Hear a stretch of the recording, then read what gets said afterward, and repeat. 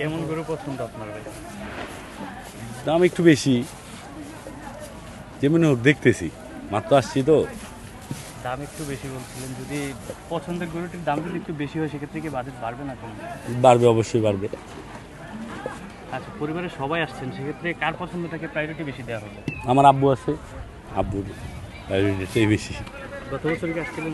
জি। গত বছর কোন হাট থেকে গরু নিলেন? এই যে আরে না, এই যে আমাদের চাঙ্কারগুলোর ওই পাশে, রহমতগঞ্জ। গত বছর রহমতগঞ্জ, এই বছর এখানে কেন আসছেন? এবছর এই হাটটা অনেক বড় শুনছি।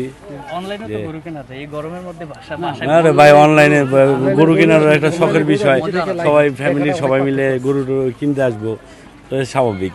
এ তো অনলাইনে দিয়া আচ্ছা, ভালো গরু সেটা বুঝবেন কিভাবে আপনি?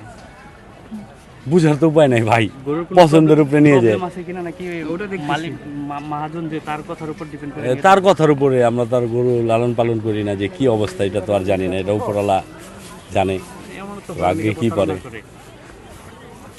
আর উপরওয়ালার উপরে সব। আসলে কোরবানি একটা জিনিস, আল্লাহর ইয়াতে কোরবানি দিবে। এখন যদি আমার যদি ব্যাপারে যদি বলে যে গরুটা ভালো, আমি যদি নিয়ে যদি দেখি গরুটা খারাপ, তাহলে সে বিশ্বস্ততা ভঙ্গ করলো না। আমরা অবশ্যই যে ব্যাপারীকে জিজ্ঞাসা করি যে গরুকে আপনি খামারে কিনা, যদি বলে হ্যাঁ আমার খামার গরু, যদি যে 100% গরু ভালো আছে সেই হতে আমরা গরুটা নিয়ে যাবো।